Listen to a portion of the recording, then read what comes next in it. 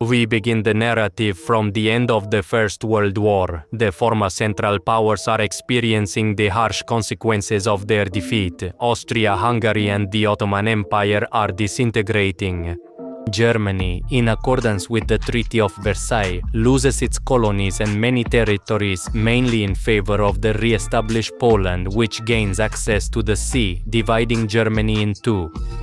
Germany is prohibited from having an army of more than 100,000 people, as well as heavy weaponry or aviation. Finally, Germany and its allies are held entirely responsible for the war and are forced to pay large reparations. The German people perceive this as a humiliation.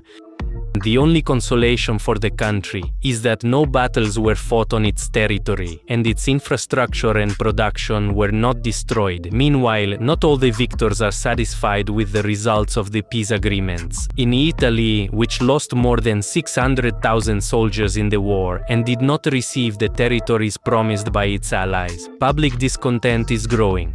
The United States Senate does not ratify the Treaty of Versailles, as, contrary to President Woodrow Wilson's intentions, it does not wish to join the newly created League of Nations. The task of this new international organization is to ensure peace and develop cooperation between countries. However, the Soviet Union, which emerged in place of the Russian Empire after the Civil War, is not admitted to membership in the League of Nations. Russia, weakened by the loss of its European territories, finds itself isolated, while the West fears the spread of communism. The United Kingdom focuses all its attention on its own vast empire, occupying almost a quarter of the planet's land territory. France, whose northern regions were particularly affected by the war, tries alone to ensure the implementation of the Treaty of Versailles, while the people of Germany refuse to consider it fair.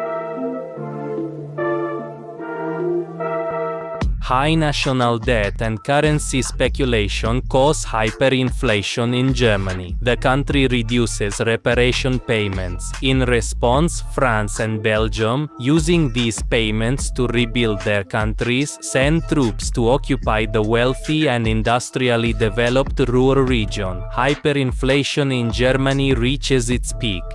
One United States dollar, which cost 4 marks in 1914, by November 1923 costs already 4,200 billion marks. The denominations of some banknotes turn out to be less than the cost of the paper on which they are printed.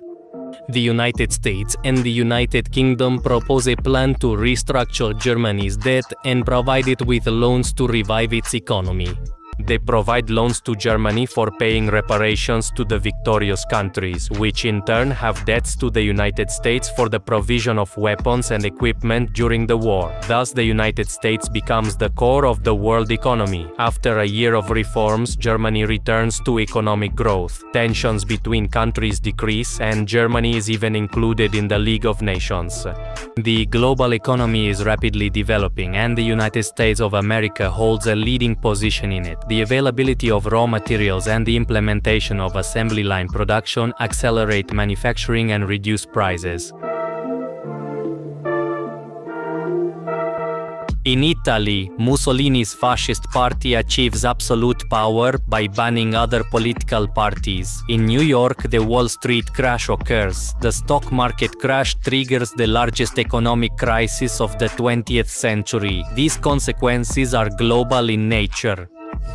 In Germany, 30% of the population becomes unemployed, and the poverty level sharply increases. The government is blamed for this situation, leading to a rise in extremism. The NSDAP party wins the parliamentary elections of 1932. Its leader, Adolf Hitler, becomes Reich Chancellor.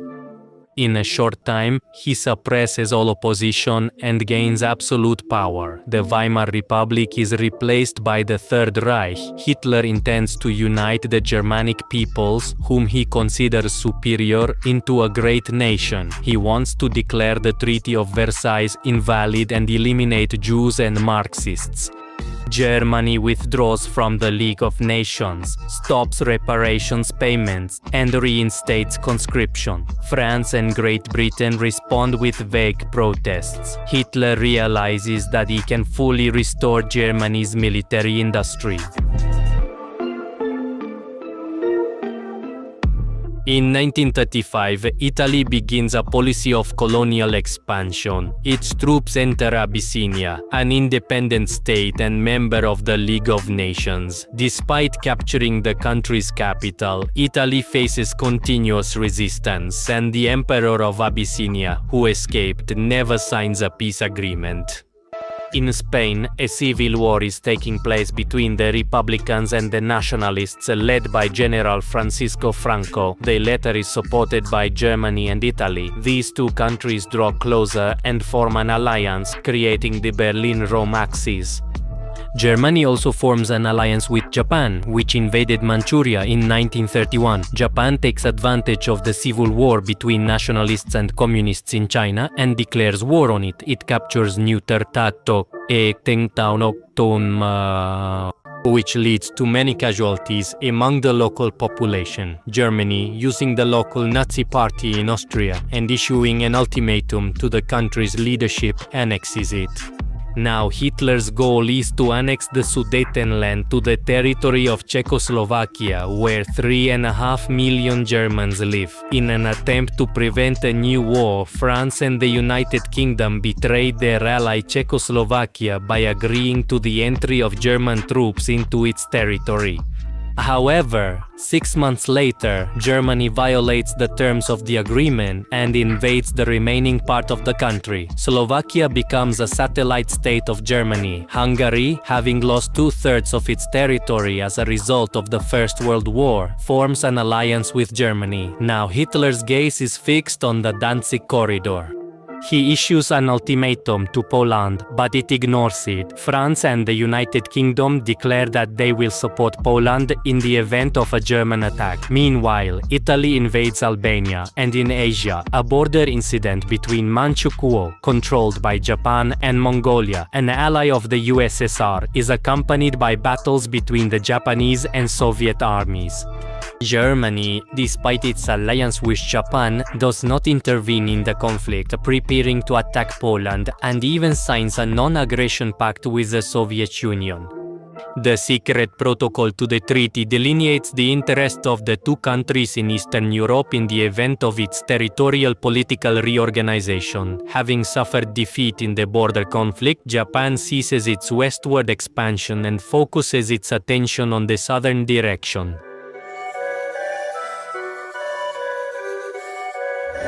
On the 1st of September, Germany attacks Poland without declaring war. In response, France and the United Kingdom declare war on Germany.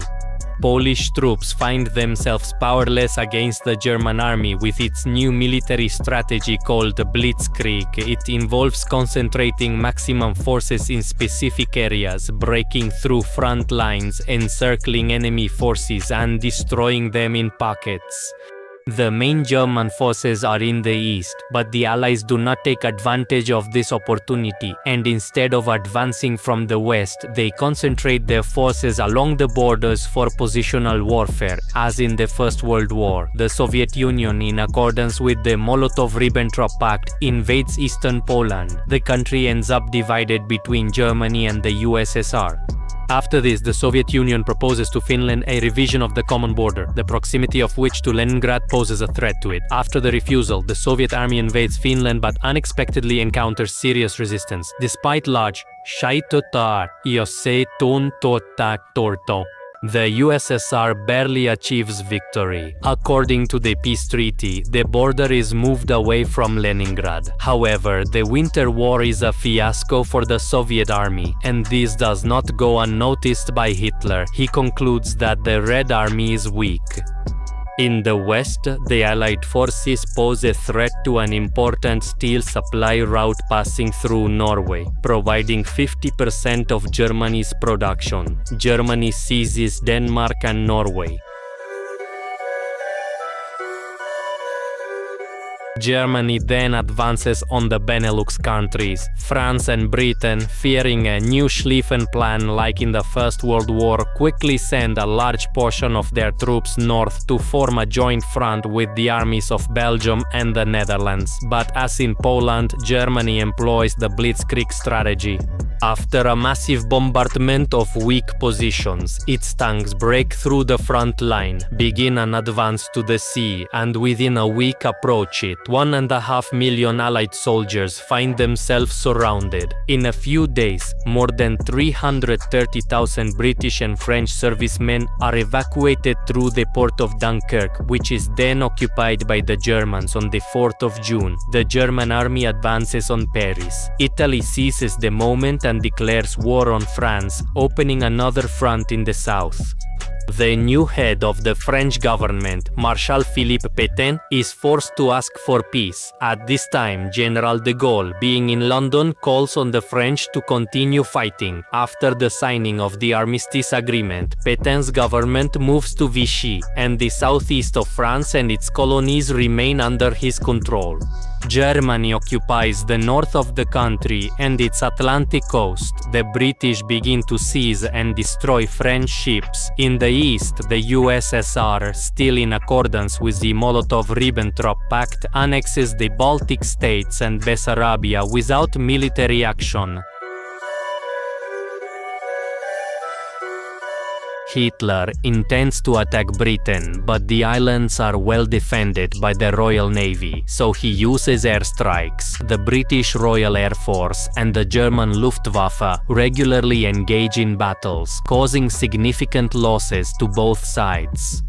But the British air fleet recovers faster than the German one, forcing the latter to change strategy. The target of the bombings from Germany becomes the infrastructure of the British Air Force. On the night of the 24th of August, a German plane mistakenly strikes a district of London. In retaliation, the next day Britain strikes Berlin. This infuriates Hitler. The war takes a new turn. Both sides choose as their city targets.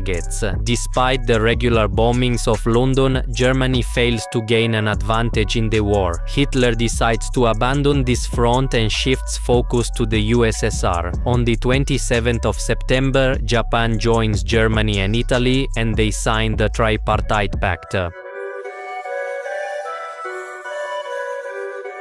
Despite the alliance, Germany and Italy are not fighting the same war. Mussolini concentrates forces for an offensive on new colonies, from Libya to Egypt, from Italian East Africa to British Somaliland, and from Albania to Greece. But his troops retreat before the armies of Britain and Greece, and the Royal Navy surpasses the Italian fleet. Germany is forced to intervene to prevent Britain from gaining control over the entire Mediterranean. Another goal of Germany is to protect the Romanian oil, which is vital for it. One German army heads to Libya and another to the Balkans. Following Hungary, Romania and Slovakia, Bulgaria joins the Axis powers. Within a few months, Yugoslavia and Greece are invaded. On June 22nd, Germany and its allies launch a sudden, largest in history offensive against the USSR, which de facto joins the Allies' camp. Finland takes advantage of this situation, joins the offensive, and tries to reclaim its lost territories. In theory, nothing can stop the Wehrmacht, undoubtedly the best army in the world. The widely used Blitzkrieg strategy leads to the capture of about 3 million soldiers, who are then held in harsh conditions and suffer from hunger in camps. During this time, in the occupied territories, German Einsatzgruppen are engaged in the extermination of Jews and Bolsheviks. To support the USSR, the Allies open a supply route through the Caucasus, but the Iranian Shah's sympathies towards Germany pose a threat to the route, so the USSR and Great Britain decide to invade Iran. Germany's advance on the USSR slows down, partly due to the vastness of the territory and poor roads. Germany underestimates the Red Army, which, despite serious losses, is quickly replenished with new troops arriving from the east, where the USSR signs a non-aggression pact with Japan. As they approach Moscow, a new front is formed, and subsequently Germany faces the problem of cold. Tinto te, quintosa et quintosa. Within a few days, the air temperature drops to minus 30 degrees Celsius. German soldiers experience a shortage of winter gear, while the Soviet army conducts a counter-offensive and pushes back the front line, which then stabilizes. What is happening is what Hitler fears the most. Almost 80% of his army is bogged down in a positional war. On the Asian front, the United States, aiming to counter Japan's expansionist policy, imposes an embargo on oil and steel supplies to Japan, key resources for industry and the military. However, European colonies in the southeast of Eurasia have large reserves of oil, steel, and rubber. As the countries of Europe are focused on conducting military actions at home, Japan believes it can quickly seize these territories. The only threat to it is the United States and their Pacific Fleet based in Pearl Harbor. Japan decides to deliver an unexpected and devastating blow to delay any military intervention by the United States as much as possible. On December 7th, without declaring war, Japan's air forces strike the military base at Pearl Harbor. The attack succeeds but causes only limited damage. The United States, already supplying weapons to Great Britain, the USSR, and China, joins the Allies, but it takes them several months to restore the fleet's combat capability, accelerate weapon production, and enter the Pacific Ocean. Japan uses this delay and begins a successful conquest of Southeast Asia.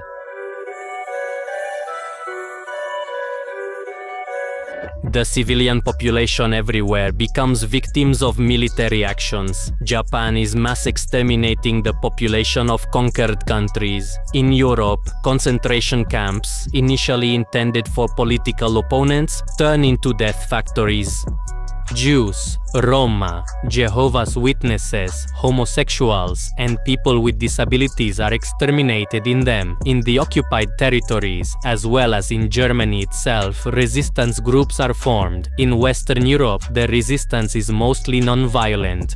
It manifests in the form of strikes, refusal to cooperate, propaganda, sabotage, and information transmission. In the East, mainly in Poland, Yugoslavia, Greece, and the occupied part of the USSR, partisan units are created to fight the invaders.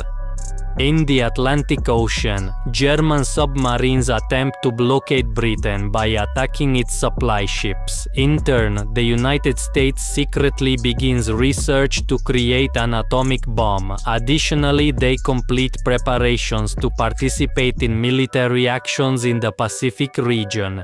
In the next 2 months, 2 decisive battles halt the Japanese expansion.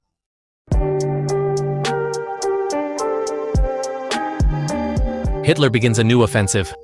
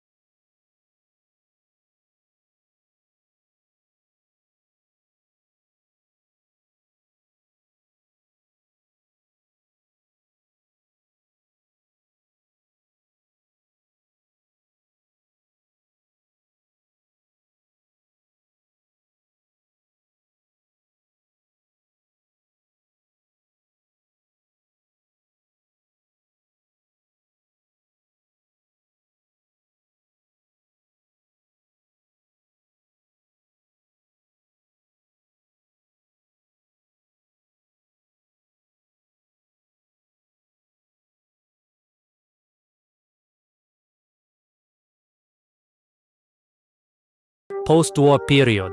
Roosevelt proposes the creation of a community of nations to replace the League of Nations. Countries that declared war on Germany before the 1st of March will be admitted to membership. This causes a wave of war declarations without significant consequences. A decision is also made to restore Poland, but Stalin refuses to return the territories acquired by the USSR. For this reason, Poland's location shifts westward at the expense of German lands, which in turn will be divided and occupied by the victors. The USSR promises to declare war on Japan after the complete defeat of Germany. The last 4 months of the Third Reich's existence become the deadliest. In concentration camps, on battlefields, and among the population, an average of 30,000 people die each day. Finally, Soviet troops surround Berlin. Hitler, hiding in a bunker, commits suicide 2 days before the fall of Berlin. On the 7th of May in Reims, and then again on the 8th of May in Berlin, the acts of Germany's surrender are signed. In Potsdam, the victors determine the fate of the defeated. Italy loses its colonies. Germany is predictably divided and occupied, and the east of the country goes to Poland. The new borders on the continent lead to widespread ethnic cleansing. Poles and German minorities are sent to their new country. Finally, an ultimatum for unconditional surrender is presented to Japan. Japan ignores the issued ultimatum. For several months, it is subjected to intense bombings by the United States. More than 60 of its major industrial centers are already destroyed. Then the United States drops 2 atomic bombs on the cities of Hiroshima and Nagasaki, and the Soviet Union begins a military operation in Manchuria on southern Sakhalin and the Kuril Islands. Finally, on the 2nd of September, Japan surrenders. The United States continues the occupation of the country until 1952. The Soviet Union and the United States agree on the conditional division of Korea. France regains control over its territories in Indochina, but now faces opposition from Vietnamese separatists. Worldwide, colonial empires are weakened by independence movements. The Second World War becomes the deadliest conflict in history, with an estimated 75 million lives lost, 66% of which were civilians. The Soviet Union and China suffered the greatest damage from the war. In China, the war between communists and nationalists continues. 3 million tons dropped in the Watritotate. A ton of explosives dropped during the war leads to massive destruction in Europe. Many cities, mainly in Germany, are practically wiped off the face of the earth. Europe ends up divided into East and West, within the spheres of influence of the USSR and the USA. Germany and France unite efforts for the first time to restore the economy and ensure peace by creating the European Coal and Steel Community, the precursor to the European Union. On the international stage, the United Nations is established with the task of maintaining peace. Other international organizations are also created, such as NATO, the International Monetary Fund, and the World Bank. World powers begin a nuclear arms race and a struggle for control over global oil reserves. The rivalry between the Soviet Union and the United States intensifies. Soon, the two superpowers begin the Cold War. Geo-history. Thanks you for watching this video. We also express our gratitude to our sponsors and remind you that you can become one of them by subscribing to our page on Patreon. There are many more interesting topics ahead, so see you again soon.